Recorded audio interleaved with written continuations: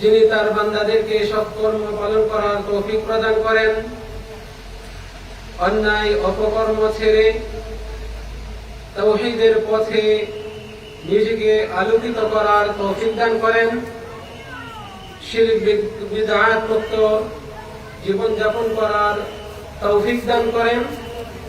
আমি তার দরবারে শুকরিয়া আদায় করছি। আলহামদুলিল্লাহ, আলহামদুলিল্লাহ। প্রশংসা করছি আল্লাহ সুবহানাহু ওয়া তাআলা, যিনি আমাদের এই উল্লেখযোগ্য অল্প কয়েকজন ইসলাম দরদি, দ্বীন দরদি মুসলিম ভাইদেরকে এই ইসলামী জলসা মাহফিলে, যাকে নবী মুহাম্মদ সাল্লাল্লাহু আলাইহি ওয়াসাল্লাম জান্নাতের বাগান বলেছেন, এখানে উপস্থিত হওয়ার তৌফিক প্রদান করেছেন। আলহামদুলিল্লাহ, আলহামদুলিল্লাহ। অতঃপর দরুদ ও সালাম বর্ষণ হোক শেষ নবী, শ্রেষ্ঠ নবী মুহাম্মদ বিন আব্দুল্লাহ সাল্লাল্লাহু আলাইহি ওয়াসাল্লামের উপর, যিনি ছিলেন এই পৃথিবীবাসীর জন্য পথপ্রদর্শক, সুসংবাদদাতা, সতর্ককারী, যিনি মুমিনদের আদর্শ, যিনি মুসলমানদের আদর্শ, যিনি বিশ্ববাসীর জন্য উত্তম নৈতিকতার নমুনা, যাকে আল্লাহ সুবহানাহু ওয়া তাআলা উত্তম নৈতিকতা দিয়ে প্রেরণ করেছেন। তিনি এই পৃথিবীবাসীর জন্য যত পূর্ণাঙ্গ বৈশিষ্ট্য ও গুণাবলী রয়েছে, শ্রেষ্ঠ গুণ রয়েছে, এগুলোকে তিনি পূর্ণতা দিয়ে গিয়েছেন এবং ওই সমস্ত বৈশিষ্ট্য ও গুণের অধিকারী ছিলেন। আল্লাহ সুবহানাহু ওয়া তাআলা তার উপর, তার পরিবারবর্গ এবং সকল সাহাবীর উপর শান্তি, রহমত ও বরকত নাযিল করুন। আল্লাহুম্মা আমিন। আল্লাহুম্মা আমিন। সম্মানিত মুসলিম বৃন্দ, আমরা আজকে উত্তর চরমন্দারি জামে মসজিদ ও মাদ্রাসা দারুস সুন্নাহ কর্তৃক আয়োজিত তাফসীরুল কোরআন মাহফিলে উপস্থিত হয়েছি। একটু আগেও বলেছি যে আল্লাহ সুবহানাহু ওয়া তাআলার নবী এরকম মাহফিল, মাজলিস গুলোকে জান্নাতের বাগান বলেছেন এবং তিনি বলেছেন, ইযা মারারতুম বিরিয়াদিল জান্নাহ ফারতাউ, যখন তোমরা জান্নাতের বাগানগুলোর পাশ দিয়ে অতিক্রম করবে, তোমরা সেখান থেকে কিছু সংগ্রহ করো, বসে যাও। জিজ্ঞেস করা হলো, জান্নাতের বাগান কি? তিনি বললেন, মাজালিসুল যিকির, জিকিরের মাজলিস সমূহ। জিকিরের মাজলিস বলতে উদ্দেশ্য হচ্ছে কোরআন এবং সুন্নাহের আলোচনা হয় যে মাজলিসগুলোতে, বৈঠকগুলোতে, সেগুলো যেখানে হালাল হারাম সম্পর্কে, জান্নাত জাহান্নাম সম্পর্কে, আল্লাহ, তার রাসূল, আখিরাত সম্পর্কে আলোচনা করা হয়। এই সমস্ত মজলিসকেই হিলাকুল যিকির, মাজালিসুল যিকির বলা হয়। আরো শুনে আশ্চর্য হবেন, যারা এরকম মজলিসে আসে, উপস্থিত হয়, তাদেরকে নবী মুহাম্মদ সাল্লাল্লাহু আলাইহি ওয়াসাল্লাম সৌভাগ্যবান বলেছেন। এমনকি যারা এই মজলিসের উদ্দেশ্যে আসে না, মাহফিলের উদ্দেশ্যে আসে না, পাশ দিয়ে যাচ্ছিল, দেখছে কিছু মানুষ এখানে বসে কোরআন সুন্নাহের কথা শুনছে, এটা দেখে যারা উপস্থিত হয়, একটু বসে বা দাঁড়ায়, কিন্তু এই মজলিসে বসার উদ্দেশ্য ছিল না, তাদের ব্যাপারেও নবী মুহাম্মদ সাল্লাল্লাহু আলাইহি ওয়াসাল্লাম বলছেন, এরাও সৌভাগ্য বঞ্চিত হবে না। সুবহানাল্লাহ। হুমুল কওম, এরা আছে এমন সম্প্রদায়, লা ইয়াশকা জালিসুহুম, তাদেরকে দেখে যারা এসে বসে তারাও ভাগ্য বঞ্চিত হয় না। আপনারা এমন মজলিসে উপস্থিত হয়েছেন, অথচ আশপাশে বহু মানুষ রয়েছে, গান বাজনায় ব্যস্ত, আড্ডায় ব্যস্ত, দুনিয়াবি কাজে ব্যস্ত, অপ্রয়োজনীয় অহেতুক কাজে ব্যস্ত। আল্লাহ রাব্বুল আলামিন তাদেরকে তৌফিক দেন নাই। আপনাদেরকে আমাদেরকে তৌফিক দিয়েছেন। সুবহানাল্লাহ। এটা আল্লাহ রাব্বুল আলামিনের বড় দয়া। আল্লাহ রাব্বুল আলামিন এরকম মজলিসে যারা উপস্থিত হয় তাদের গুনাহগুলোকে ক্ষমা করে দেন। সুবহানাল্লাহ। রব্বুল আলামিন তাদের উপর আসমান থেকে রহমত বর্ষণ করেন। সুবহানাল্লাহ। বিশেষ ফেরেশতা পাঠিয়ে দেন যারা তাদের পর বিছিয়ে দেয় এবং চারপাশ বেষ্টন করে রাখে, নিরাপত্তা প্রদান করে। আলহামদুলিল্লাহ, আমরা এমন মজলিসে বসেছি। সম্মানিত দিনী ভাইরা, আমার পূর্বে যিনি আলোচনা করেছেন, আমাদের দেশের গর্ব, তরুণ আলেমে দ্বীন, সুমিষ্ট ভাষী, অনলবর্ষী বক্তা, যাকে বাংলার লাখো মানুষ চেনেন, মসজিদে নববীতে যিনি দীর্ঘদিন খেদমত দিয়েছেন, নিজ উদ্যোগে জুমার খুতবার অনুবাদ করে আসছেন, আজও অবধি তিনি করছেন, আমাদের প্রাণপ্রিয় সম্মানিত শেখ ডক্টর শেখ সাদি বিন আব্দুর রশিদ হাফিজাহুল্লাহ, তিনি আপনাদের সামনে মুসলিম জীবনে তাওহীদের গুরুত্ব শীর্ষক অত্যন্ত গুরুত্বপূর্ণ, তথ্যবহুল, জামিয়া মানে পূর্ণাঙ্গ আলোচনা পেশ করেছেন। আশা করছি আপনারা উক্ত আলোচনা থেকে উপকৃত হয়েছেন এবং এই আলোচনার দিক নির্দেশনা গ্রহণ করে বাকি জীবন আপনারা কাটাবেন। আল্লাহ রাব্বুল আলামিন আমাদের সকলকে তৌফিক দান করুন। আল্লাহুম্মা আমিন। সম্মানিত দিনী ভাইয়েরা, আমি কিছু ঠান্ডা স্বরে আপনাদের সামনে কোরআন ও সুন্নাহের আলোকে আমার জন্য যে বিষয় দেয়া হয়েছে, শিরক ও বিদআতের ভয়াবহতা, এই শীর্ষক আলোচনা আমি উপস্থাপন করব। ওয়া মা তাওফীকি ইল্লা বিল্লাহ। আমি আশা করছি আপনারা মনোযোগ দিয়ে শুনবেন। এরকম মজলিসগুলো গল্প গুজব, হাসি তামাশা, রসাত্মক কথা বলে সময় কাটানোর মজলিস নয়। এতে আমানতের খেয়ানত হয়। এখানে ইলমি আলোচনা হবে। আপনারা এসছেন দূর দূরান্ত থেকে, আপনাদের বিভিন্ন প্রয়োজন এগুলোকে পেছনে ফেলে দিন শিক্ষা অর্জন করার জন্য এখানে এসছেন। ফলে এখানে যে কোরআন এবং সুন্নাহের নিছক খাঁটি বিশুদ্ধ আলোচনা হবে, সেগুলো থেকে আপনারা উপকৃত হবেন। আল্লাহ রাব্বুল আলামিন আমাদেরকে তৌফিক দান করুন। আল্লাহুম্মা আমিন। প্রিয় দিনী ভাইরা, প্রত্যেকটা মুসলিমের উপর সবচেয়ে বড় আবশ্যক বিষয় হচ্ছে, প্রত্যেক মুসলিম নর নারীর উপর যত আবশ্যকীয় বিষয় রয়েছে, এগুলোর মধ্যে সবচেয়ে মহা গুরুত্বপূর্ণ আবশ্যক বিষয় হচ্ছে যে প্রত্যেকেই তাওহীদ সম্পর্কে জানবে, অতঃপর সেই তাওহীদকে ধারণ করে জীবনকে বাস্তবায়ন করবে। শিরক সম্পর্কে জানবে, অতঃপর শিরককে সর্বোচ্চ ঘৃণা করে নিজেকে শিরক থেকে বাঁচিয়ে রাখবে। বস্তুত কোন মুসলিম প্রকৃত মুওয়াহ্হিদ তাওহীদবাদী হতে পারে না শিরক না জেনে এবং শিরক থেকে নিজেকে মুক্ত ঘোষণা না করে। ফলে প্রত্যেক মুসলিমকেই শিরক সম্পর্কে জানতে হবে, যাতে করে সে শিরককে বর্জন করে চলতে পারে। ফলে সে মুওয়াহ্হিদ তাওহীদবাদী হিসেবে পরিপূর্ণ হতে পারবে, ত্রুটিমুক্ত হতে পারবে। শিরক এটা জানার প্রয়োজন কি? এটা তো অন্যায়, মহাজুলুম, হারাম। এটা সম্পর্কে জানার দরকার কি? যে এটা আমরা পালন করব, তাওহীদ, সেটা জানলেই তো হয়। এই প্রশ্ন আসতে পারে।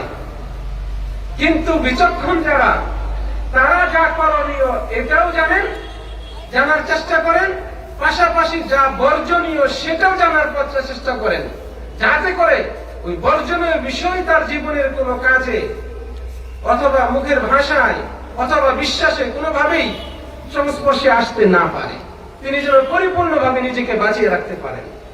এই জন্যই হুযায়ফা ইবনুল ইয়ামান রাদিয়াল্লাহু আনহু তিনি বলছেন, কানা الناس يسألون رسول الله صلى الله عليه وسلم عن الخير। মানুষ রাসূল সাল্লাল্লাহু আলাইহি ওয়াসাল্লামকে কল্যাণ, ভালো, ফজিলত, সওয়াব এই জাতীয় বিষয় সম্পর্কে জিজ্ঞেস করতেন। ওয়া কুনতু আসআলুহু আনিশ শার। কিন্তু আমি রাসূল সাল্লাল্লাহু আলাইহি ওয়াসাল্লামকে যত ক্ষতিকারক বিষয় রয়েছে, হারাম বিষয় রয়েছে, আল্লাহ এবং তার নবী অপছন্দ করেন, মুসলিমের জন্য ক্ষতিকারক, এরকম বিষয় সম্পর্কে জিজ্ঞেস করতাম।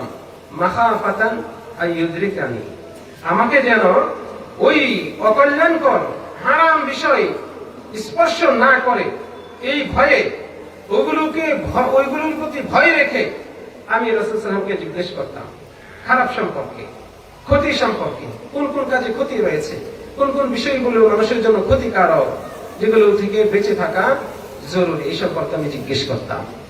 তো সম্মানিত দিনী ভাইয়েরা, এই জন্য আলেম ওলামাগণ যে সমস্ত বিষয় হারাম সেই বিষয়ের আলোচনাকেও প্রাধান্য দিয়েছেন, গুরুত্ব দিয়েছেন। মুসলিম উম্মাহকে জানানোর জন্য তারা আপ্রাণ চেষ্টা করেছেন, নিজেরা বক্তব্য দিয়েছেন, কিতাব রচনা করেছেন, এরকম মাহফিল মাজালিসের আয়োজন করেছেন, হালাকার আয়োজন করেছেন, জনগণকে সতর্ক করেছেন। আজকের আলোচনাতেও এই বিষয়টি আসবে ইনশাআল্লাহ।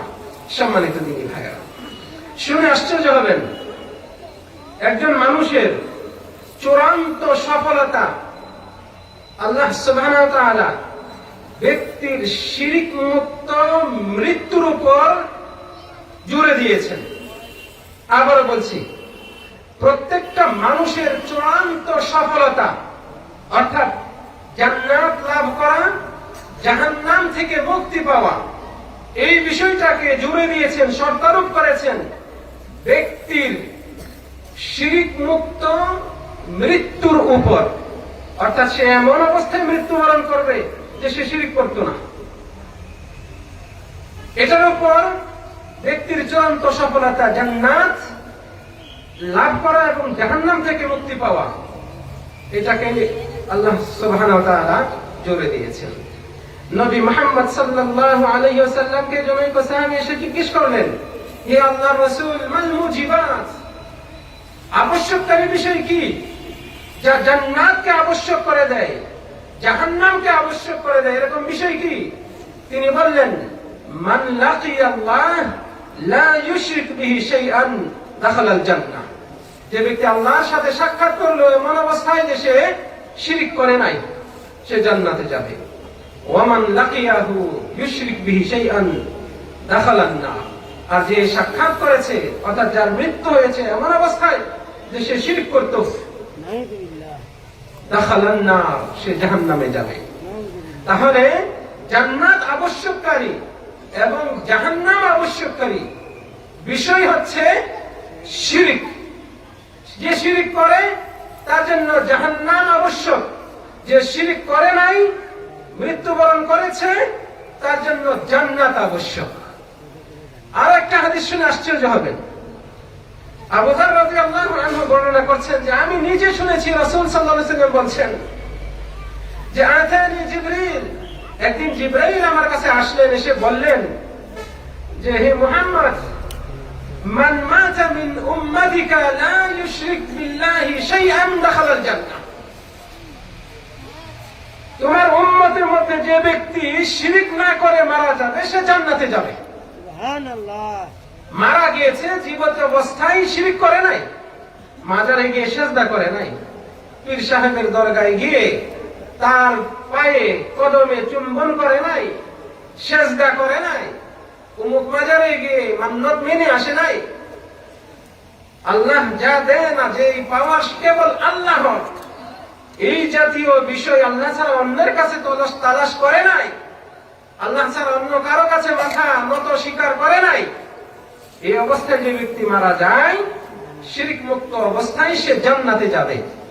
রাসূল সাল্লাল্লাহু আলাইহি ওয়াসাল্লাম এই কথা জিবরাইল আলাইহিস সালামের কাছ থেকে শুনে বলছেন, ওয়া ইন জানা ওয়া ইন সারাক, এই ব্যক্তি যদি জিনা ব্যভিচার এবং চুরি ডাকাতিও করে তবুও কি জান্নাতে যাবে? জিবরাইল আলাইহিস সালাতু ওয়াস সালাম বলছেন, ওয়া ইন জানা ওয়া ইন সারাক, সে যদি জিনা ব্যভিচার করে, চুরি ডাকাতিও করে থাকে, তবুও সে জান্নাতে যাবে। সুবহানাল্লাহ। আল্লাহু আকবার। তাহলে চিন্তা করে দেখুন শিরক কত ভয়াবহ। শিরক মুক্ত যদি আপনি জীবন যাপন করতে পারেন, আপনার জীবনে যদি অন্যান্য বড় অপরাধ থেকেও থাকে, রব্বুল আলামিন আপনাকে জান্নাতে প্রবেশ করাবে। সুবহানাল্লাহ। এই হাদিস থেকে আবার এটা বুঝিয়েন না যে আপনাকে চুরি করা, ডাকাতি করার অনুমতি দেওয়া হয়েছে, জিনা, আপনাকে জিনা ব্যভিচার করার সুযোগ দেওয়া হয়েছে, নাউযুবিল্লাহ। না, উদ্দেশ্য হচ্ছে ব্যক্তি যদি জিনা ব্যভিচার করেও তবুও তার জান্নাতে যাওয়ার সম্ভাবনা আছে। শিরক করলে নাই। কিন্তু শিরক করলে জান্নাতে যাওয়ার কোনো সুযোগ নেই, কোনই সুযোগ নেই। অতএব আমরা এই বিষয়ে সর্বোচ্চ সতর্ক হব।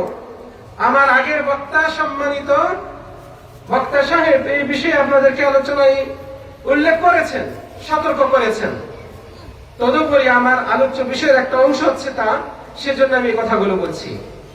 সম্মানিত দিদি ভাইরা, পৃথিবীতে যত অপরাধ রয়েছে, যত অপরাধ রয়েছে, জেনা করা, ব্যভিচার করা, খুন খারাপি করা, অন্যায়ভাবে জবরদখল করা, কারো ধন সম্পদ আত্মসাৎ করা, সুদ খাওয়া, ঘুষ খাওয়া, পিতামাতার অবাধ্য হওয়া, সন্তান হত্যা করা, রিজিকের ভয়ে, দারিদ্রতার ভয়ে ছোট্ট নবজাতক সন্তানকে হত্যা করা, এই যে কত অপরাধ রয়েছে, এগুলো সমাজের নিকৃষ্ট, সর্বনিকৃষ্ট অপরাধ।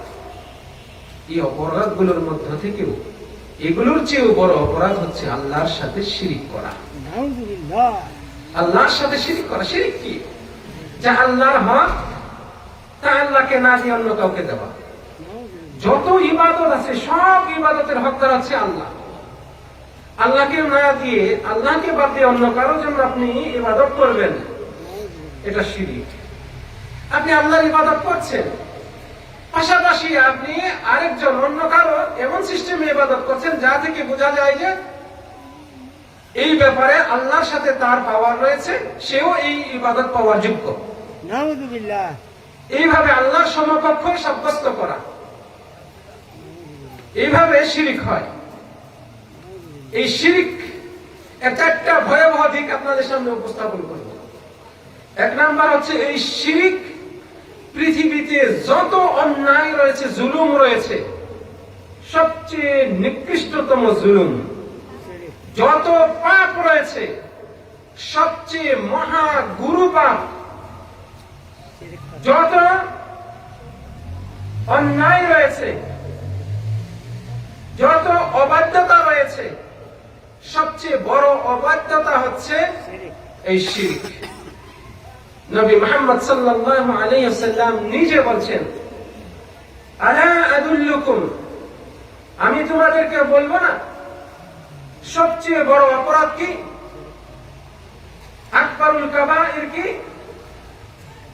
তিনি নিজেই উত্তর দিচ্ছেন, আল ইশরাকু বিল্লাহ, আল্লাহর সাথে শিরক করা। আকবারুল কাবাইর, কবিরা গুনাহগুলোর মধ্যে সবচেয়ে মারাত্মক হচ্ছে আল্লাহর সাথে শিরক করা। জনৈক সাহাবী এসে জিজ্ঞেস করলেন, হে আল্লাহর রাসূল, আইয়ু যামবি আ'যামু ইনদাল্লাহ, কোন গুনাহ, কোন পাপ কি আল্লাহর কাছে সবচেয়ে মারাত্মক, সবচেয়ে ভয়াবহ? তিনি বললেন, আন তাজআলা লিল্লাহি নিদ্দান ওয়া হুয়া খালাকাক, আল্লাহ তোমাকে সৃষ্টি করেছেন, এত তো সত্ত্বেও তুমি আল্লাহর সাথে সমকক্ষ নির্ধারণ করবে অন্য কাউকে, এই অপরাধ তথা আল্লাহর সাথে শিরক করা সবচেয়ে বড় পাপ। লোকমান আলাইহিস সালাতু ওয়াস সালাম নিজ সন্তানকে পরামর্শ দিচ্ছেন, ওসিয়ত করছেন, নসিহত করছেন, ইয়া বুনাইয়া লা তুশরিক বিল্লাহ ইন্নাশ শিরকা লা যুলমুন আযীম, হে আমার বৎস সন্তান, তুমি আল্লাহর সাথে শিরক করিও না, নিশ্চয়ই শিরক মহা জুলুম। একজন মহাজ্ঞানী লোকমান হাকিম, অনেকেই তাকে নবী বলেছেন, আবার অনেকে বলেছেন তিনি নবী নন। এই মহাজ্ঞানী পণ্ডিত একজন ব্যক্তি নিজ সন্তানকে আল্লাহর সাথে শিরক না করতে নসিহত করছেন। আমরা কতজন আছি আমাদের সন্তানকে বলেছি কোনদিন শিরক করিও না? এই নসিহতটা কি আমরা করেছি? না, আমরা করি না। কখনোই বলি না সন্তানকে কখনো বিদআত করো না, বিদআতীদের সংস্পর্শে যেও না, শিরকে লিপ্ত হইও না, এই পরামর্শ আমরা দেই না সন্তানদেরকে, নিজের ছেলে মেয়েদেরকে। অথচ নবী রাসূলগণ এই কাজ করছেন। তারা নিজেরা নিজ সন্তানদেরকে এই ব্যাপারে সতর্ক করতেন, এমনকি আল্লাহর কাছে দুই হাত তুলে দোয়া করতেন, কি আল্লাহ আমাকে শিরক থেকে বাঁচাও, আমার ছেলে মেয়েদেরকে শিরক থেকে বাঁচাও। এটা দোয়া করার বিষয়, আল্লাহর কাছে যাওয়ার বিষয়। রব্বি জুনুবনি ওয়া বানিয়া আন না'বুদাল আসনাম। বিশিষ্ট নবী তিনি দোয়া করছেন, হে আমার রব, আপনি আমাকে মূর্তির পূজা থেকে দূরে রাখুন, আমার সন্তানদেরকেও মূর্তির পূজা থেকে দূরে রাখুন। দোয়া করতেন। আমাদের দোয়া করা উচিত। আপনি তাওহীদবাদী, আপনি মাজারে যাওয়া পছন্দ করেন না, ঘৃণা করেন, শিরককে আপনি সর্বোচ্চ ঘৃণা করেন, তবুও আপনি দোয়া করুন আল্লাহর কাছে, হে আল্লাহ আমাকে মুশরিক বানাবেন না, আমি যেন মাজারে না যাই, আমি যেন কবরে গিয়ে সিজদা না করি, আমি যেন অমুক অমুক জায়গায় গিয়ে মান্নত না মানি, আমাকে এবং আমার সন্তানদেরকে, আমার বংশধরকে আপনি এভাবে গড়ে তুলুন, এই ঈমান আমাদেরকে দিন। আমাদের দোয়া করা উচিত। সম্মানিত উপস্থিতি, শিরকের আরেকটা ভয়াবহ দিক হচ্ছে যে এটা এত মারাত্মক অপরাধ, এই অপরাধে আল্লাহ তাআলা এতটা রাগান্বিত হন, ক্রোধান্বিত হন, অপমান বোধ করেন যে এর মাধ্যমে আল্লাহকে ছোট করা হয়, আল্লাহকে খাটো করা হয়, নাউজুবিল্লাহ। আর এই জন্য আল্লাহ রাব্বুল আলামিন তিনি কেবল এই অপরাধের ব্যাপারে ঘোষণা দিয়েছেন যে এই অপরাধ তিনি ক্ষমা করবেন না। পৃথিবীতে একটা অপরাধী আছে যে অপরাধের ব্যাপারে স্বয়ং আল্লাহ ঘোষণা দিয়েছেন যে আমি এই অপরাধ মাফ করব না। যদি কোনো ব্যক্তি দুনিয়াতে জীবিত অবস্থায় শিরক করে আর ওই শিরক অবস্থাতে, শিরকের উপর থাকা অবস্থায় সে মারা যায়, তওবা না করে, তাহলে সেই ব্যক্তিকে আল্লাহ তাআলা ক্ষমা করবেন না।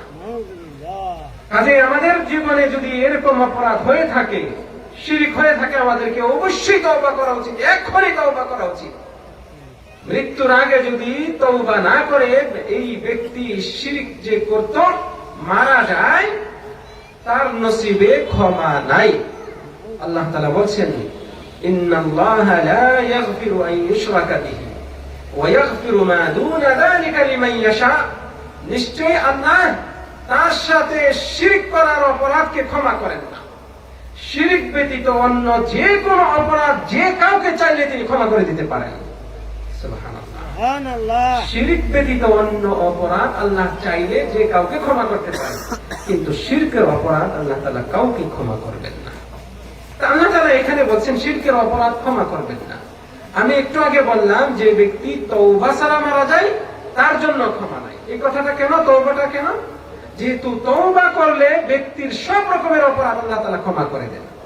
আল্লাহ তাআলা বলছেন, হে ঈমানদারগণ, তোমরা আল্লাহকে ভয় করো, ওয়াতুবু ইলাল্লাহি তাওবাতান নাসুহা, এবং তোমরা তওবায়ে নাসুহা করো, যথাযথ তওবা করো। আসা রাব্বুকুম আন ইউকাফিরা আনকুম সাইয়্যাতিকুম, তাহলে আশা করা যায় তোমাদের রব তোমাদের গুনাহগুলোকে ক্ষমা করে দেবেন। তাহলে তওবার মাধ্যমে আল্লাহ রাব্বুল আলামিন গুনাহ ক্ষমা করবেন।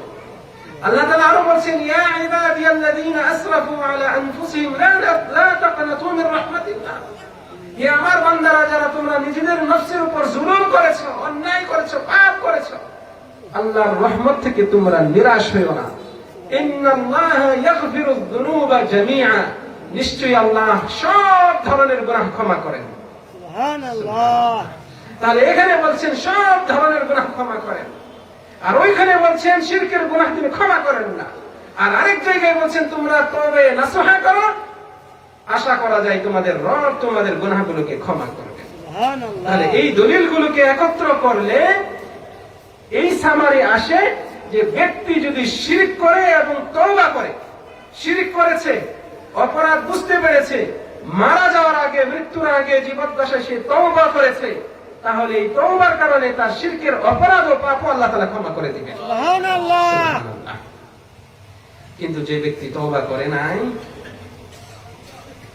মূর্তি পূজা করত, মাজারে যেত, গোলাপশাহ মাজারে যেত, খামজাহান আলীর মাজারে যেত, গিয়ে কত কিছু মান্নাত করে এসেছে, সন্তান হয় না, চলে গিয়েছে খামজাহান আলীর মাজারে, একটা ছাগল নিয়ে গিয়েছে, স্ত্রীর কানের দুলটা বিক্রি করেছে, অথবা ওই যে ছোট্ট একটা জায়গা, সেই জায়গাটা বিক্রি করে টাকা জমা করে একটা গরু কিনে অথবা একটা খাসি কিনে নিয়ে গিয়েছে খামজাহান আলীর মাজারে। আমাদের মুসলিমদের ভিতরে শিরক কিভাবে আছে দেখুন, নমুনা দেখুন। সেখানে যায়, যতটুকু ঈমান ছিল ওই ঈমানটাও সেখানে রেখে চলে আসে।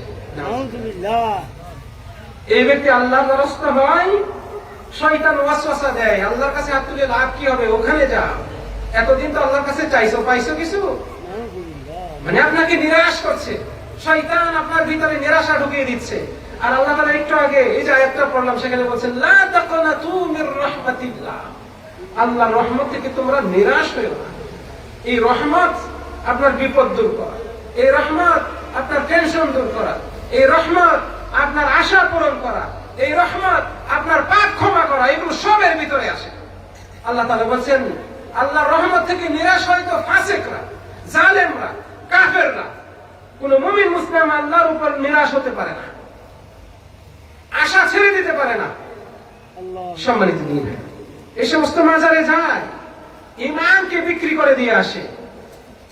এত কুসংস্কার যে সেখানে বিভিন্ন রকমের বিভিন্ন নামের কুমির পালন করা হয়।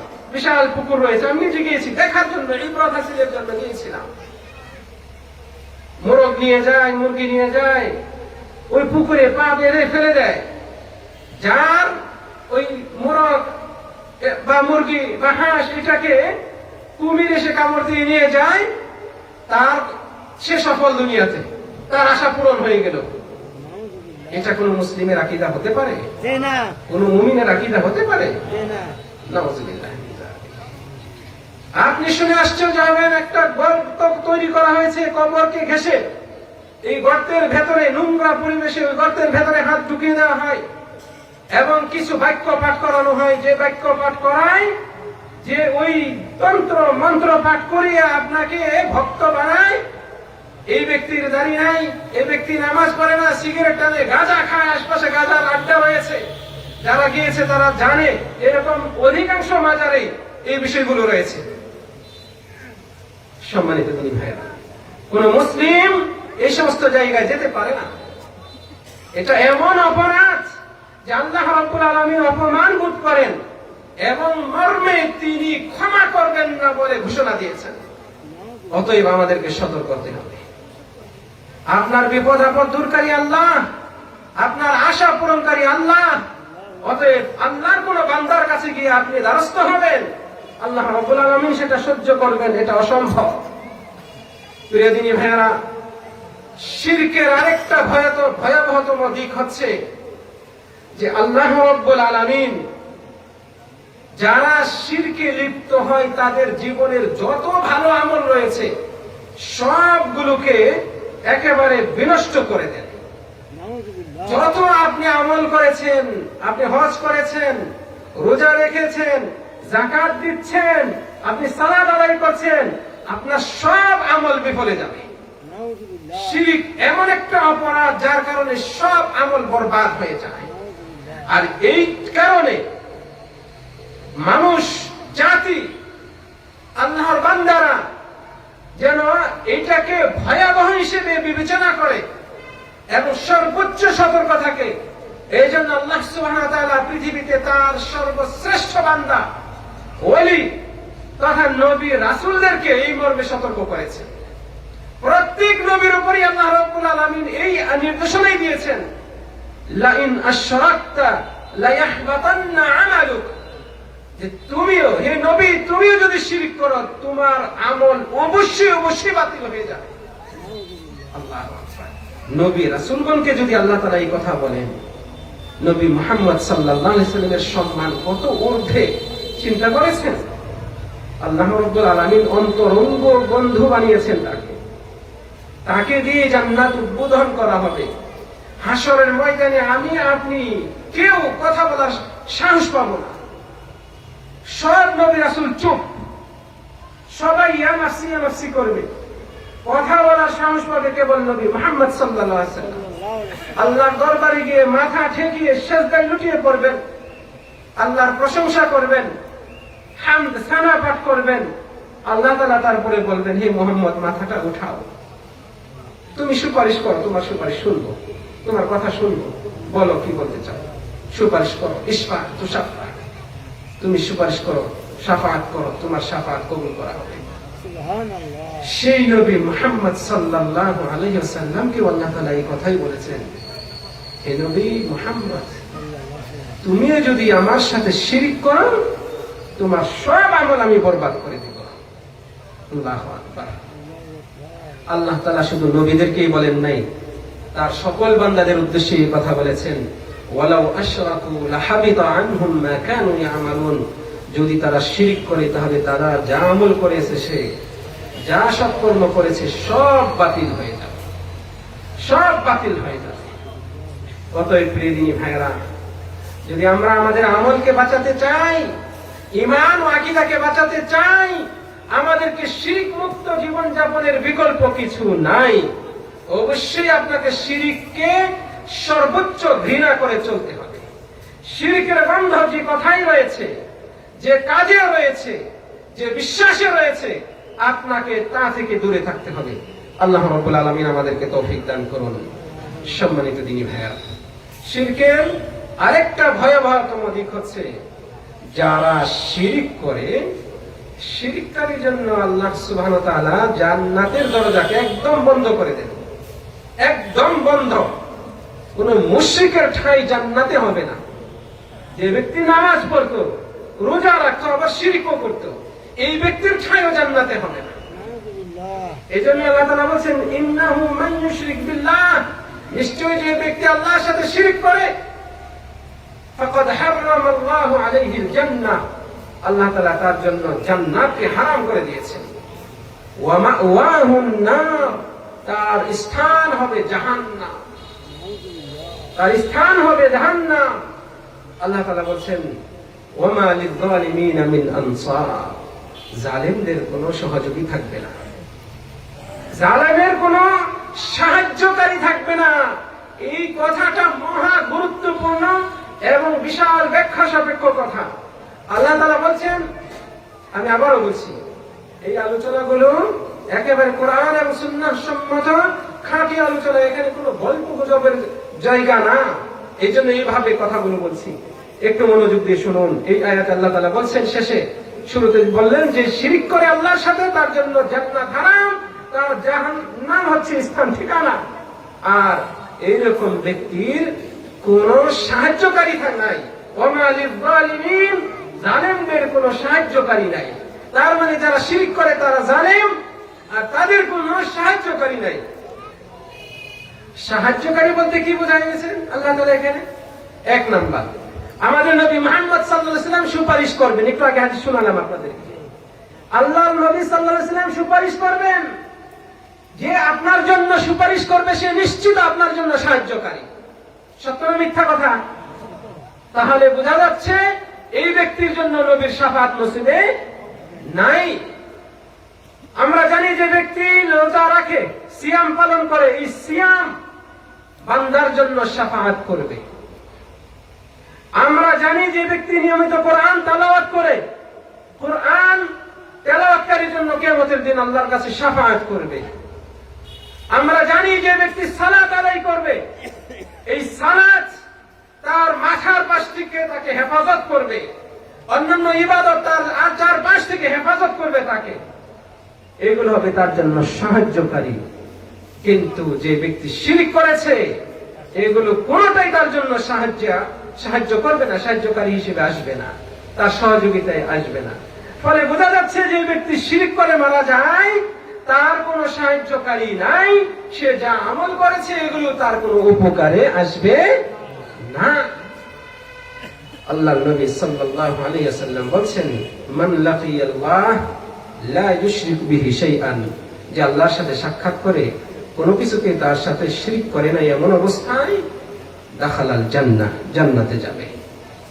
ওয়া মান লাকিয়াহু ইউশরিক বিহি শাইআন দাখালান নার, পক্ষান্তরে যে ব্যক্তি আল্লাহর সাথে সাক্ষাৎ করে এমন অবস্থায় যে সে শিরক করেছিল, দাখালান নার, সে জাহান্নামে প্রবেশ করবে। নাউযুবিল্লাহি মিন যালিক। সম্মানিত দিনী ভাইরা, অতএব পৃথিবীতে যত শিরক রয়েছে শরীয়তের দৃষ্টিতে এইগুলো সম্পর্কে আমরা জানি, এগুলোকে ঘৃণা করে চলার চেষ্টা করি। আমাদের সমাজে প্রচলিত প্রতিষ্ঠিত বড় বড় শিরকের মধ্যে অন্যতম হচ্ছে আল্লাহ ছাড়া অন্যের দ্বারস্থ হয়ে দোয়া করা, অন্যের কাছে তালাশ করা, সন্তান হয় না সন্তান চাওয়া, রোগ ভালো হচ্ছে না রোগ ভালো হওয়ার জন্য মান্নত মেনে চাওয়া পীর সাহেবের দরবারে গিয়ে, মাজারে গিয়ে, কবরে শায়িত ব্যক্তির কাছে গিয়ে, এগুলো বড় শিরক, ঈমান থেকে বের করে দেয়, ইসলাম থেকে বের করে দেয়। প্রতিষ্ঠিত বড় শিরক হচ্ছে আল্লাহ ছাড়া অন্যের নামে জবাই করা, কুরবানি করা। মাজারে যান, দৃশ্যগুলো দেখে আসবেন কিভাবে পশুগুলো নিয়ে মান্নত মেনে আসছে, জবাই করছে শয়তানের নামে, মৃত ব্যক্তির নামে, অমুক তমুকের নামে উৎসর্গ করা, এগুলো বড় শিরক। অনুরূপভাবে একটু আগে বললাম মান্নত মানা, নজর মানা, এটাও বড় ইবাদত। আল্লাহ ছাড়া অন্যের উদ্দেশ্যে মান্নত মানা, নজর মানা বড় শিরকের অন্তর্গত। নাউযুবিল্লাহ। সতর্ক হই, আমরা সতর্ক হই। সেজদা কেবল আল্লাহর জন্যই দিতে হবে।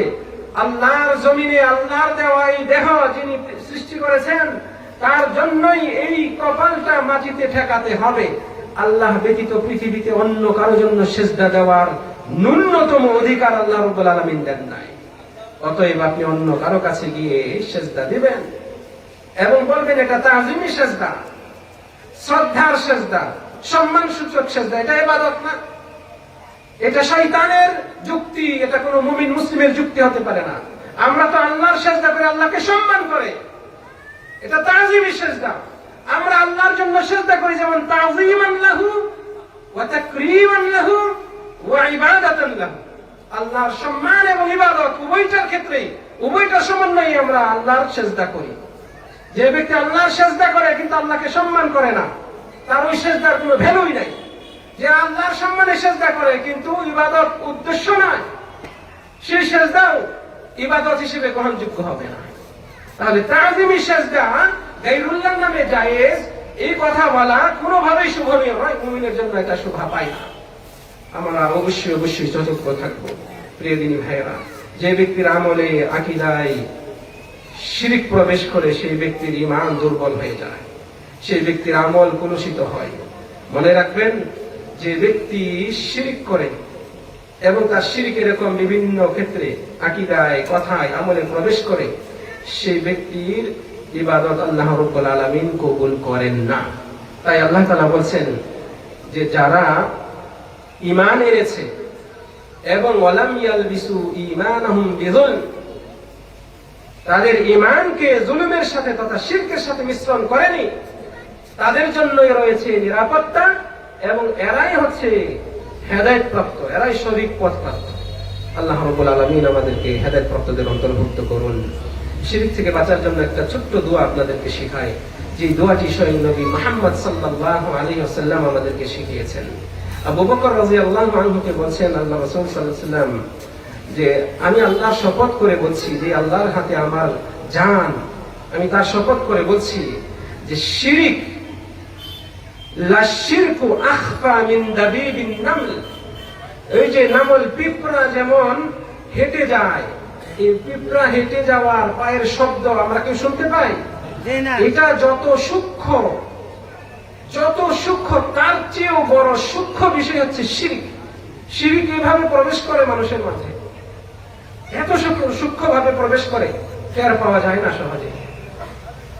শিরক এত সূক্ষ্ম। তিনি বলছেন যে আমি কি তোমাকে এমন একটা বিষয় শেখাবো না যেটা তুমি যদি পাঠ করো তাহলে ছোট বড় অল্প বেশি সব ধরনের শিরক থেকে তুমি বাঁচতে পারবে। যাহাবা কালিলুহু ওয়া কাসীরুহু, এবং এর মাধ্যমে অল্প বেশি সব শিরক তোমার কাছ থেকে চলে যাবে, বিদরিত হবে। রাসূল সাল্লাল্লাহু আলাইহি ওয়াসাল্লামকে বললেন, হ্যাঁ হে আল্লাহর রাসূল, আপনি আমাকে শিখিয়ে দেন, শিখিয়ে দেন। তারপরে রাসূল সাল্লাল্লাহু আলাইহি ওয়াসাল্লাম বলছেন এই দোয়াটা পড়ো, আল্লাহুম্মা, হে আল্লাহ, ইন্নী আউযু বিকা আন উশরিকা বিকা ওয়া আনা আ'লাম। একটু মনে মনে পড়ুন আমার সাথে সাথে, আল্লাহুম্মা ইন্নী আউযু বিকা আন উশরিকা বিকা ওয়া আনা আ'লাম ওয়া আস্তাগফিরুকা আস্তাগফিরুকা লিমা লা আ'লাম।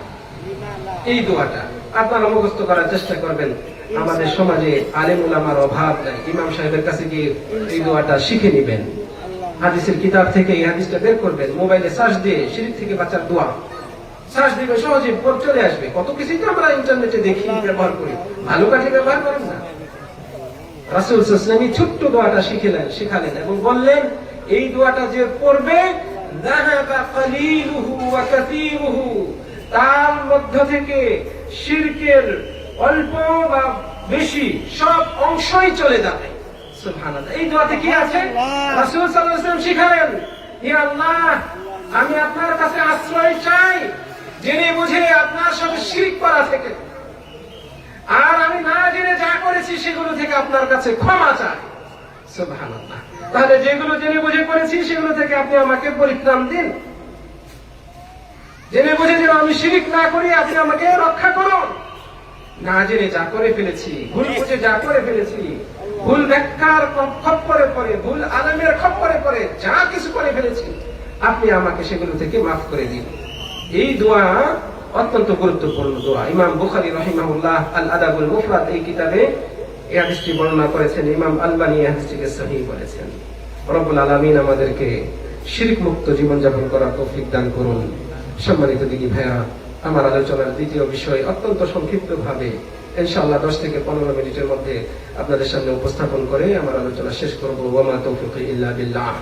শুরুতে বলেছিলাম আমার আলোচ্য বিষয় হচ্ছে শিরক এবং বিদআতের ভয়াবহতা। শিরকের ভয়াবহতা সম্পর্কে আমরা 4টা বিষয় জানলাম। এই 4টাই যথেষ্ট। যখন আপনার জানলাম যে এটা সবচেয়ে মারাত্মক অপরাধ, জানলাম যে এটার গুনাহ আল্লাহ তাআলা ক্ষমা করেন না, জানলাম যে এটার কারণে জান্নাত অবধারিত, জাহান্নাম অবধারিত হয়ে যায়, জান্নাত হারাম হয়ে যায়, জানলাম যে এইটার পাপ, এটা এমন পাপ যে জীবনের সব আমলকে বরবাদ করে দেয়। এর চেয়ে ভয়াবহ আর দিক কি থাকতে পারে? আল্লাহ রাব্বুল আলামিন আমাদেরকে হেফাজত করুন। মুসলিম ব্যক্তির জীবনের সবচেয়ে বড় ব্যর্থতা আরেকটা দিক হচ্ছে সে ব্যক্তি সুন্নতকে প্রাধান্য না দিয়ে বেদাতে জড়িত হয়, অথবা সে সুন্নত মানে কিন্তু সে বেদাতকে সুন্নত হিসেবে মনে করে। এটা বড় ব্যর্থতা একজন মুসলিমের জীবনে। যে আমল করছে, কষ্ট করে সে আমল করছে, কষ্টার্জিত পয়সা সে খরচ করছে, কিন্তু বেদাতি কাজে সে এই খরচ করছে, এই আমল করছে, পরিশ্রম করছে, অথচ সে জানেই না এর ফলাফল একেবারে জিরো। আপনি সারা মাস চাকরি করছেন একটা অফিসে, মাস শেষে আপনি কি আশা করেন? বেতন পাওয়ার, মাইনে পাওয়ার আশা করেন। যদি মাইনেটা না পান তাহলে আপনার কেমন লাগবে বলেন তো? মনটা দুর্বল, কষ্ট লাগবে না? মনটা ছোট হয়ে যাবে না? আফসোস হবে না?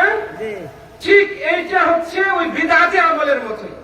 যে বিদআত করে সে সেটাকে খুব মন প্রাণ দিয়ে ইবাদত মনে করে পালন করে যাচ্ছে, সারা জীবন পালন করে যাচ্ছে, কিন্তু যেই দিন আমলনামা আপনার হাতে দেওয়া হবে দেখবেন যে ওখানে তো কিছুই নাই, জিরো। আপনি তখন আফসোস করবেন, আফসোস ছাড়া আর কিছু থাকবে না, মাথা চাপড়াবেন। এরকম অবস্থা হচ্ছে বেদাতের। নবী মুহাম্মদ সাল্লাল্লাহু আলাইহি ওয়াসাল্লাম তিনি প্রত্যেকটা ভাষণে এরকম যত দাস দিয়েছেন, যত হালাকা করেছেন, যত ওয়াজ নসিহত করতেন, প্রত্যেকটাতেই তিনি বেদাত থেকে সতর্ক করতেন উম্মতকে। ইয়াকুম ওয়া মুহদাতাতিল উমুর, সাবধান সাবধান দ্বীনের নামে নব আবিষ্কৃত বিষয়গুলো থেকে। ফাইন্না কুল্লা মুহদাতাতিন বিদআহ, কেননা দ্বীনের নামে নব আবিষ্কৃত প্রত্যেক বিষয় বিদআত। ওয়া কুল্লা বিদআতিন যালালাহ, আর প্রত্যেক বেদাতি ভ্রষ্টতা।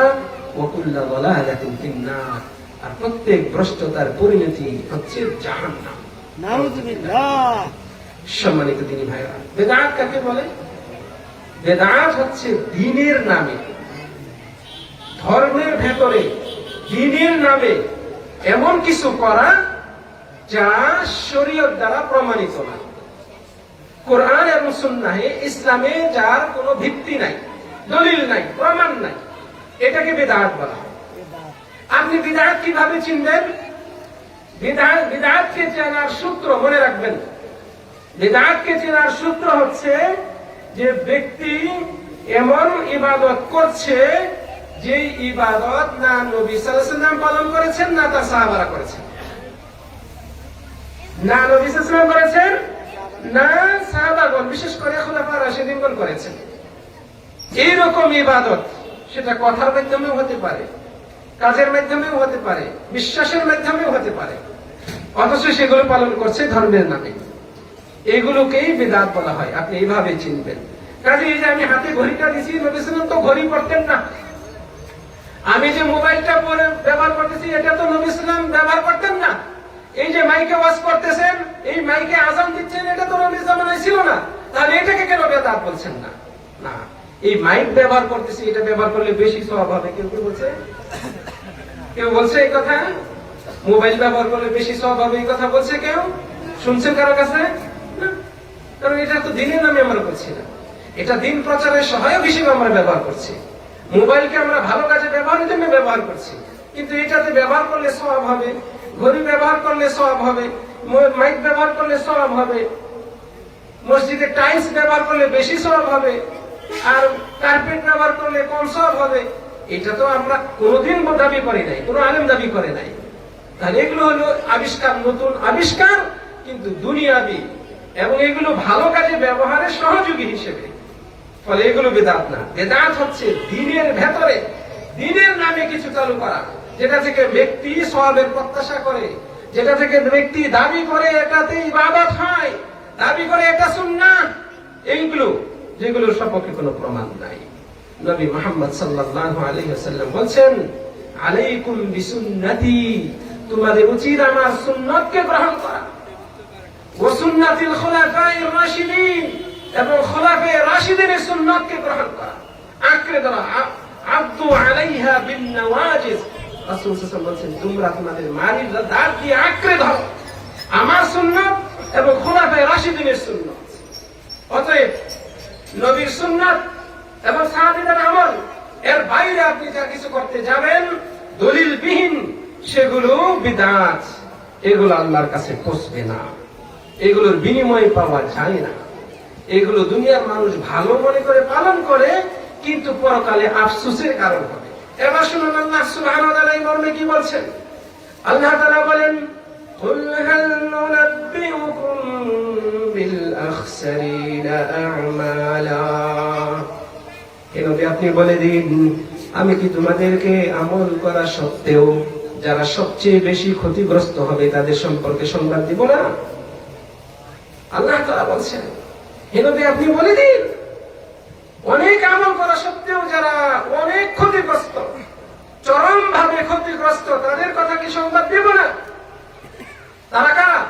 আল্লাযীনা যাল্লা সা'য়ুহুম ফিল হায়াতিদ দুনিয়া, যারা হায়াতুদ দুনিয়া মানে পার্থিব জীবনে অনেক আমল করেছে, তাদের এই আমলগুলো বরবাদ হয়ে গেছে। আল্লাযীনা যাল্লা সা'য়ুহুম, যাদের চেষ্টা প্রচেষ্টা মানে আমল এগুলো বরবাদ হয়ে গিয়েছে, ফিল হায়াতিদ দুনিয়া, দুনিয়াবী জীবনের এই আমলগুলো। ওয়া হুম ইয়াহসাবুনা আন্নাহুম ইউহসিনুনা সুনআ, এই আমলগুলো করার সময় তারা ধারণা করেছিল, তারা বিশ্বাস করত যে আমরা এই আমলগুলো যা করছি এগুলো তো ভালো আমলই করছি। ফলে বিদআতি যে বিদআত করছে সে তো ভালো মনে করেই করছে, কিন্তু এগুলোকে আল্লাহ রাব্বুল আলামিন একেবারে বরবাদ করে দিবেন। ফলে এটা তার আফসোসের কারণ হবে। শুনে আশ্চর্য হবেন, পৃথিবীতে একটা অপরাধ রয়েছে যেই অপরাধটাকে শয়তান অন্যান্য সব অপরাধের চেয়ে বেশি পছন্দ করে। মনে হয় বোঝাইতে পারি নাই। চুরি, ডাকাতি, জেনা, ব্যভিচার, খুন খারাপি, এগুলো অপরাধ না? এগুলো বড় বড় অপরাধ না? এগুলো শয়তান পছন্দ করে, কিন্তু তার চেয়েও বেশি পছন্দ শয়তানের কাছে বেদাত। তার চেয়ে বেশি পছন্দ কোন অপরাধ? বেদাত। কেন? সুফিয়ান সাউরি রাহিমাহুল্লাহ বলছেন, আল বিদআতু আহাব্বু ইলা ইবলিস, ইবলিসের কাছে বেদাত সবচেয়ে বেশি পছন্দনীয় অন্যান্য মাসিয়া, অন্যান্য অপরাধ পাপের চেয়ে। কেননা একজন পাপী বান্দা ভিন্ন ভিন্ন বিভিন্ন অপরাধ যখন করে, সে মন ভাবে, সে জানে যে এটা অপরাধ। যে সুদ খায় সে জানে এটা সুদ, এটা হারাম। যে চুরি করতেছে সে জানে এটা অন্যায়। যে ব্যভিচার করে সে জানে যে বিবাহ বহির্ভূত এই সম্পর্ক একেবারে হারাম, জঘন্য। এই জন্য তো গোপনে করে। ফলে তার ভেতরে এক সময় অপরাধ বোধ জাগে, আল্লাহর কাছে তওবা করে, আস্তাগফিরুল্লাহ, আস্তাগফিরুল্লাহ, আল্লাহ মাফ করে দাও, সে তওবা করে। কিন্তু যে বিদআত করতেছে সে কি তওবা করে? কেন করে না বলেন তো? সে তো ইবাদত মনে করে, ভালো মনে করেই করছে, সে ওটা থেকে তওবা করবে কেন? শয়তান কত বড় শয়তান চিন্তা করে দেখেছেন? এই জন্যই শয়তানের বড় অস্ত্র হচ্ছে মুমিনকে বিভ্রান্ত করা, বিচ্যুত করা, পথভ্রষ্ট করা। যে সে তার আমলগুলোকে, শরীয়ত বহির্ভূত আমলগুলোকে সাজিয়ে গুছিয়ে আপনার সামনে তুলে ধরে, আপনি সেটাকে ভালো মনে করে পালন করেন, অথচ এর সম্পর্কে কোনো প্রমাণ নেই। তাই তো নবী মুহাম্মদ সাল্লাল্লাহু আলাইহি ওয়াসাল্লাম বলছেন, মান আমিলা আমালান লাইসা আলাইহি আমরুনা ফাহুয়া রাদ। যে এমন আমল করলো যে আমলের সপক্ষে আমাদের নির্দেশনা নেই, কোরআনে নেই, সুন্নাহে নেই, ফাহুয়া রাদ্দুন, সেই আমল পরিত্যাজ্য, আল্লাহর কাছে পৌঁছবেই না। কারণ সেই আমল তো বরবাদ হয়ে যাবে, যা ওই আয়াতে আল্লাহ তাআলা উল্লেখ করেছেন।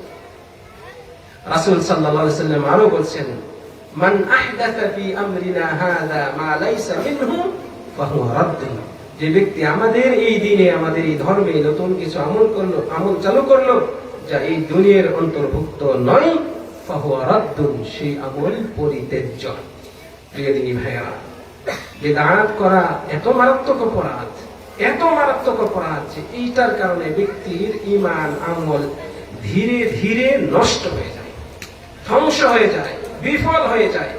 কোন কোন বর্ণনায় এসছে, বলা হয়েছে যে বিদআত ব্যক্তির আমলকে ওইভাবে ধ্বংস করে দেয়, আগুন যেভাবে কাঠকে পুড়িয়ে নিঃশেষ করে দেয়। অতএব আমরা সতর্ক হই। বিদআত করার ফলে আপনি যেন এটাই প্রমাণ করছেন আপনার দ্বীন ইসলাম এখনো পরিপূর্ণ হয় নাই। নাউযুবিল্লাহ। বিদআত যে করে, সতর্ক করা সত্ত্বেও সে যেন এটাই দাবি করছে যে ইসলাম পরিপূর্ণ না, অপূর্ণ, এখানে আরো কিছু লাগবে। নবী সাল্লাল্লাহু আলাইহি ওয়াসাল্লাম যেন আমানতের খেয়ানত করেছেন। নাউযুবিল্লাহ। কেন? কারণ আল্লাহ তাআলা তো সেই বিদায় হজ্জের দিন তিনি ঘোষণাই দিয়ে দিয়েছেন, আল ইয়াউমা আকমালতু লাকুম দীনাকুম ওয়া আতমামতু আলাইকুম নি'মাতি ওয়া রাদিতু লাকুমুল ইসলাম দীনা। আজকের দিনে আমি তোমাদের জন্য তোমাদের ধর্মকে, দ্বীনকে একদম পরিপূর্ণ করে দিলাম। আল্লাহ তাআলা বলছেন পরিপূর্ণ করে দিলাম। আর পরিপূর্ণের অর্থ হচ্ছে যে এইখানে আর সংযোজন, কিছু ঢুকানো, বিয়োজন, এখান থেকে কিছু ডিলিট করা, বাদ দেওয়ার কোনো সুযোগ নেই। এটার নাম হচ্ছে পরিপূর্ণতা। ফলে একজন বিদআতি বিদআত করার মাধ্যমে যেন এই দাবি করছে যে শরীয়তে কিছু সংশোধন করার সুযোগ আছে, অপূর্ণ। নাউযুবিল্লাহ। চিন্তা করেছেন কত বড় অপরাধ হতে পারে এর মাধ্যমে? কোরআনকে অস্বীকার করার শামিল হয়, আল্লাহর কথাকে মিথ্যা দাবি করা হয়। বিদআত এতই মারাত্মক যে এর মাধ্যমে স্বয়ং নবী মুহাম্মদ সাল্লাল্লাহু আলাইহি ওয়াসাল্লামের সাথে শত্রুতা করা হয়, নবী মুহাম্মদ সাল্লাল্লাহু আলাইহি ওয়াসাল্লামের সুন্নাতকে অ্যাভয়েড করা হয়, গুরুত্বহীন দাবি করা হয়। কারণ সুন্নতের পরিপন্থী হচ্ছে বিদআত, সুন্নতের বড় শত্রু হচ্ছে বিদআত, সুন্নতের অপোজিট হচ্ছে বিদআত। যেমন তাওহীদের অপোজিট হচ্ছে শিরক, তেমনি সুন্নতের অপোজিট হচ্ছে বিদআত। আল্লাহ রাব্বুল আলামিন নবী সাল্লাল্লাহু আলাইহি ওয়াসাল্লামকে যে উদ্দেশ্যে প্রেরণ করেছেন, আপনি সেই উদ্দেশ্যকে চ্যালেঞ্জ করছেন এই বিদআত করার মাধ্যমে। আপনি ভাবলে অবাক হবেন এই বিদআত কত বড় অপরাধ। যে নবী মুহাম্মদ সাল্লাল্লাহু আলাইহি সাল্লাম সুন্নাত নিয়ে এসেছেন, বিদায় হজ্জে অর্থহীন ভাষায় ঘোষণা করলেন, দুইটা জিনিস তোমাদেরকে দিয়ে যাচ্ছি, এই দুইটা জিনিস মেনে চলো, পশ্চিমকালেও তোমরা পথভ্রষ্ট হবে না। এক কিতাব আল্লাহ, আর এক হচ্ছে সুন্নতি, আমার সুন্নাত। আপনি সেই সুন্নাতকে চ্যালেঞ্জ শুনে বিদআতে আসক্ত। নবী সাল্লাল্লাহু আলাইহি ওয়াসাল্লাম পালন করেন নাই, আপনি পালন করছেন তার নামে। আপনি যে বেশি দিন বোঝেন, সাহাবারা পালন করেন নাই, আপনি পালন করছেন। আপনি যে সাহাবীদের চেয়ে বেশি আমলদার, আপনি কি এই কথায় খুশি হতে পারেন? দে না। অসম্ভব, কোন মুমিন হতে পারে না। নাউযুবিল্লাহ। কোন মুমিন এরকম ভাবতেই পারে না। তাহলে যে আমলটা সাহাবারা করে নাই, আপনি কেন করছেন? যে আমলটা নবী সাল্লাল্লাহু আলাইহি ওয়াসাল্লাম দেন নাই, আপনি কেন নবীর নামে পালন করছেন? আপনার কি বুক কাঁপে না? আপনি নবীর উম্মত দাবি করেন, নবীকে মহব্বত করেন দাবি করেন, অথচ নবীর সাথে আপনি দুশমনী আচরণ করছেন, বেয়াদবি আচরণ করছেন। রাসূল সাল্লাল্লাহু আলাইহি ওয়াসাল্লাম যারা সুন্নতের পাবন্দী, শুধু তাদের জন্য জান্নাতের সুসংবাদ দিয়েছেন। বলছেন কুল্লু উম্মতি ইয়াদখুলুনাল জান্নাহ ইল্লা মান আবা। আবা ব্যতীত সব উম্মতের সবাই জান্নাতে যাবে। বলা হলো মান আবা ইয়া রাসূলুল্লাহ, কারা আবা? অস্বীকারী। ক্বালা মান আতাআনি দাখালাল জান্নাহ। যারা আমার অনুসরণ করে, আনুগত্য করে, সুন্নাত মেনে চলে, তারা জান্নাতে যাবে। ওয়া মান আসানি, আর যারা আমার অবাধ্য হয়, আমার সুন্নাত মানে না, ফাকাদ আবা, এরাই হচ্ছে আবা, অস্বীকারী, তাদের জন্য জান্নাত নাই। নাউযুবিল্লাহ। নাউযুবিল্লাহি মিন যালিক। প্রিয় দিনী ভাইয়েরা, আমার আলোচনার সময় শেষ। আমি আপনাদের কাছে সর্বশেষ যে আহ্বানটি জানাবো, আমরা অবশ্যই শিরক এবং বিদআত মুক্ত জীবনযাপন করার চেষ্টা করি। এই দুইটার ব্যতীত আপনার আমার সফলতা নাই। আমাদের যে রিয়েল ফিউচার লাইফ, আসল ভবিষ্যৎ জীবন, অনন্ত জীবন, যেখান থেকে ফিরে আসার কোনো সুযোগ নেই। আপনার ধন সম্পদ আপনাকে বাঁচাতে পারবে না, আপনার প্রতিপত্তির ক্ষমতা আপনাকে রেহাই রক্ষা করতে পারবে না, আপনার দাপট, আপনার লোকবল আপনাকে বাঁচাতে পারবে না, আপনার সামাজিক মর্যাদা, আপনার স্ট্যাটাস, আপনার ক্ষমতা আপনাকে কোনোভাবেই রক্ষা করতে পারবে না। যে জীবন, সেই জীবনের চূড়ান্ত সফলতা আল্লাহ রাব্বুল আলামিন যে দিয়েছেন, এইটার নাই, এটা নাই। শিরক মুক্ত জীবনে, এবং নবী মুহাম্মদ সাল্লাল্লাহু আলাইহি ওয়াসাল্লামের ভাষণ থেকে যা বুঝি, বিদআত মুক্ত জীবনে, শিরক এবং বিদআত মুক্ত জীবন যদি না যাপন করতে পারেন, আপনার রেহাই নেই। চূড়ান্ত জীবনে সফলতা নেই। অতএব আপনি যদি সেই সফলতা পেতে চান, আপনাকে অবশ্যই এই দুইটা বিষয়কে সর্বোচ্চ গুরুত্ব দিয়ে বর্জন করে চলতে হবে। আল্লাহ তাআলা আমাদেরকে তৌফিক দান করুন।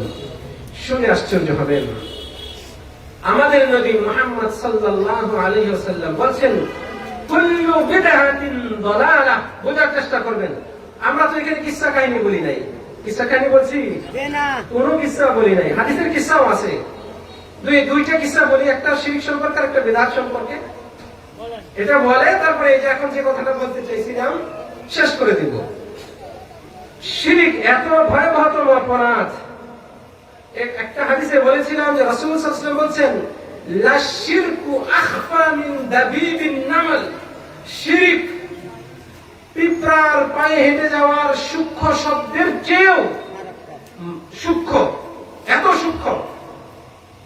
রাসূল সাল্লাল্লাহু আলাইহি ওয়াসাল্লাম বলছেন একটা হাদিসের ঘটনা, দাখালাল জান্নাতা রাজুলুন ফি যুবাবিন ওয়া দাখালান নার রাজুলুন ফি যুবাবিন। একটা মাছির কারণে এক ব্যক্তি জান্নাতে গেল, সেই একটা মাছির কারণে আরেক ব্যক্তি জাহান্নামে গেল। সাহাবারা অবাক হলেন, বললেন, কিভাবে হে আল্লাহর রাসূল সাল্লাল্লাহু আলাইহি ওয়াসাল্লাম? তখন রাসূল সাল্লাল্লাহু আলাইহি ওয়াসাল্লাম এবার কাহিনী বলছেন যে দুইজন ব্যক্তি, বন্ধু মানুষ, দুইজন মানুষ একসাথে যাচ্ছিল রাস্তা দিয়ে।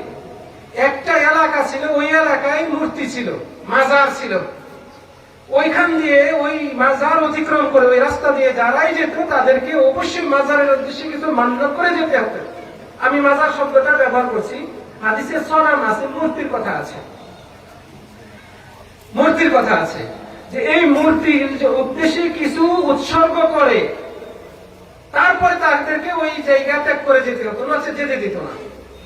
এই দুইজন যখন কাছাকাছি হলো, সেই মূর্তির রক্ষণাবেক্ষণে, ওই মাজারের রক্ষণাবেক্ষণে যারা ছিল, তারা বলছে, এদের দুইজনকে আটকালো।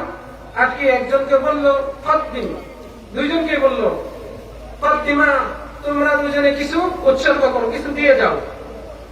তারা বললো আমাদের কাছে তো কিছু নাই দেওয়ার মতো, কি দিয়ে যাবো?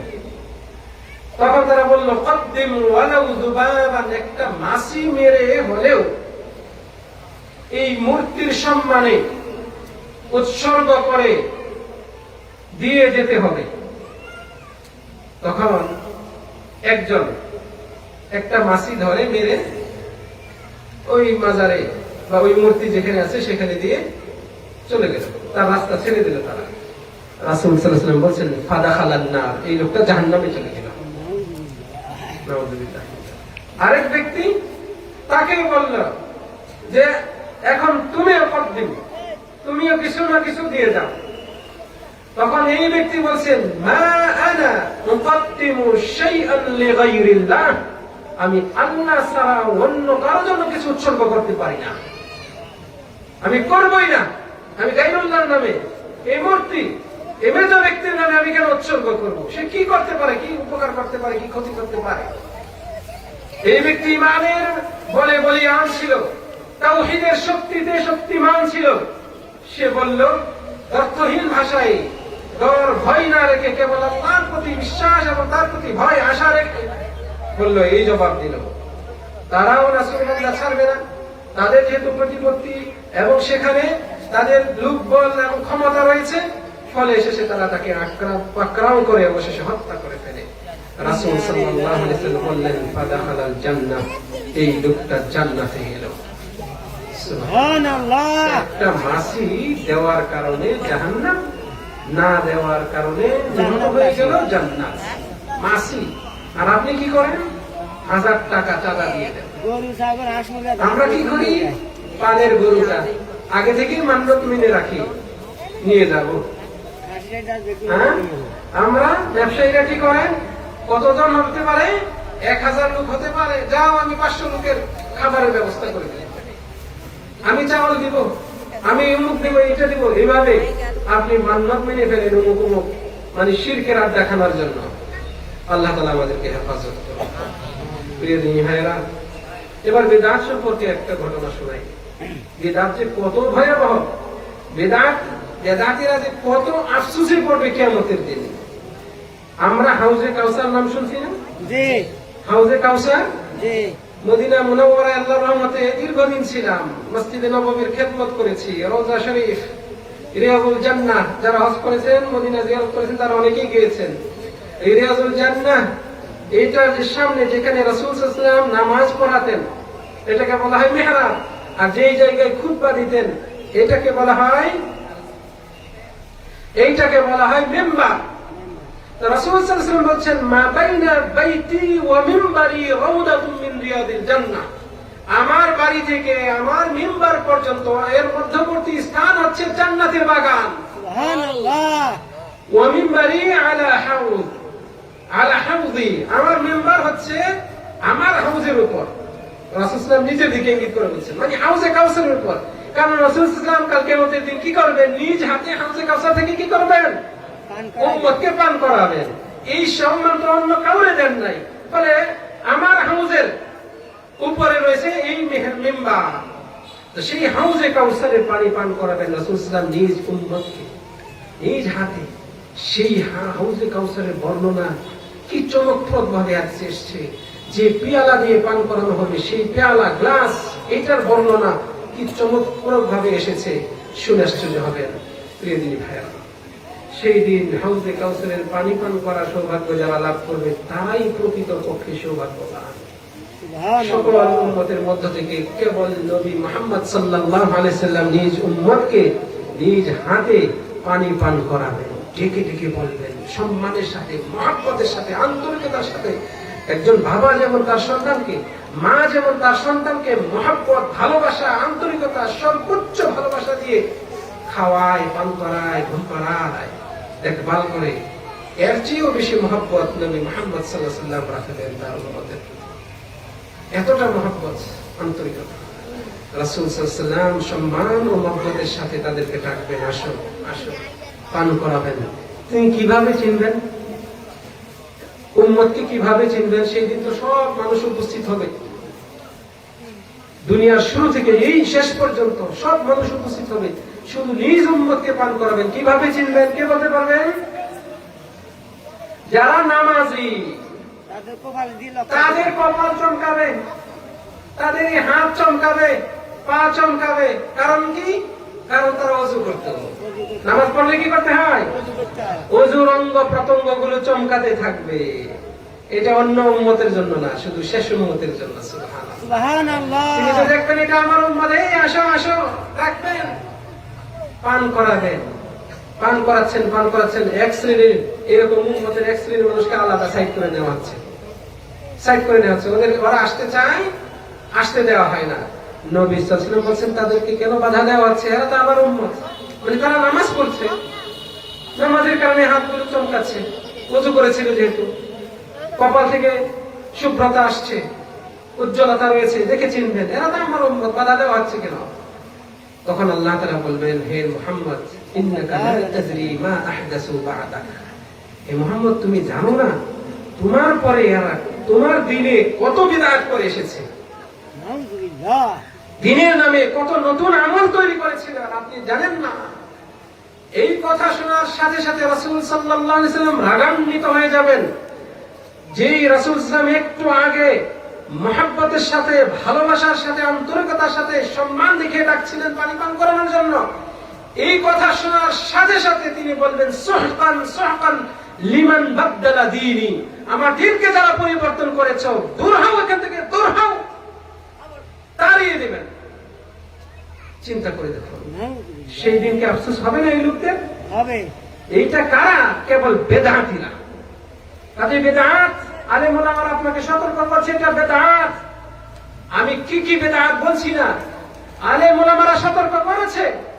অতএব আপনি সতর্ক হন, আপনি বেদাতকে পরিহার করুন। আপনি যদি নাজাত পেতে চান, কিয়ামতের দিন হাশরের ময়দানে আপনি অবশ্যই শিরক এবং বেদাত মুক্ত জীবন যাপন করেন, তারপর আল্লাহর সাথে সাক্ষাৎ করুন, তবে আপনার জন্য নাজাত রয়েছে। নচেত আর নাজাতের আশা করা যায় না। সম্মানিত দিনী ভাইয়েরা, বলছিলাম যে এরপরে আমি সর্বশেষ যে কথাটি বলতে চেয়েছিলাম তা উল্লেখ করব। প্রিয় দিনী ভাইয়েরা, আমাদের সমাজে কিছু শ্রেণীর মানুষ দাবি করে যে বেদাত দুই রকমের, বেদাতে হাসানা, বেদাতে সাইয়্যিআ। ভালো বেদাত আর মন্দ বেদাত।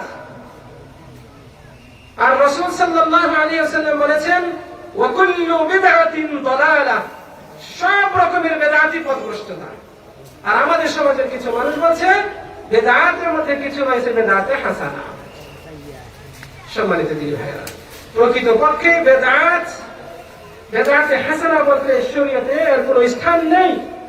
ইমাম মালিক, ইমাম দারুল হিজরা, ইমাম মালিক রাহিমাহুল্লাহ, তিনি বলেন, মান ইবতাদাআ ফিল ইসলাম বিদআতান ওয়া ইয়ারাহা হাসানাতান, যে ব্যক্তি ইসলামে কোনো বিদআত করলো এবং সে মনে করে সেই বেদাতটা বেদাতে হাসানা, ভালো বেদাত, দ্বীনের নামে এগুলো করা যায়, ফাকাদ জাআমা আন্না মুহাম্মাদান ক্বাদ খানা ফির রিসালা, সে যেন এই দাবি করলো যে মুহাম্মদ সাল্লাল্লাহু আলাইহি ওয়াসাল্লাম রিসালাত পৌঁছানোর ক্ষেত্রে খেয়ানত করে গিয়েছেন।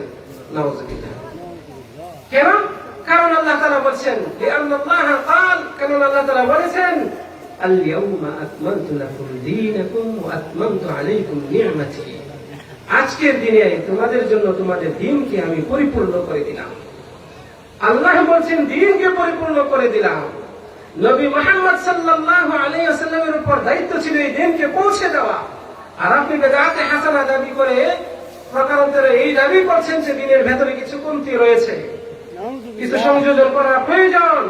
কাজে আপনি বেদাতে হাসানা দাবি করে নতুন আমল তৈরি করছেন, ফলে আপনি এই দাবি করছেন যে নবী মুহাম্মদ সাল্লাল্লাহু আলাইহি ওয়াসাল্লাম শরীয়তের পুরোটা পৌঁছে দেন নাই, কিছু আমল বাকি রয়েছে যেটা আপনি বুঝতে পারছেন, অথবা আপনার ওই আলেম যে আপনাকে বেদাতে হাসানার নামে বেদাত করতে উদ্বুদ্ধ করছে।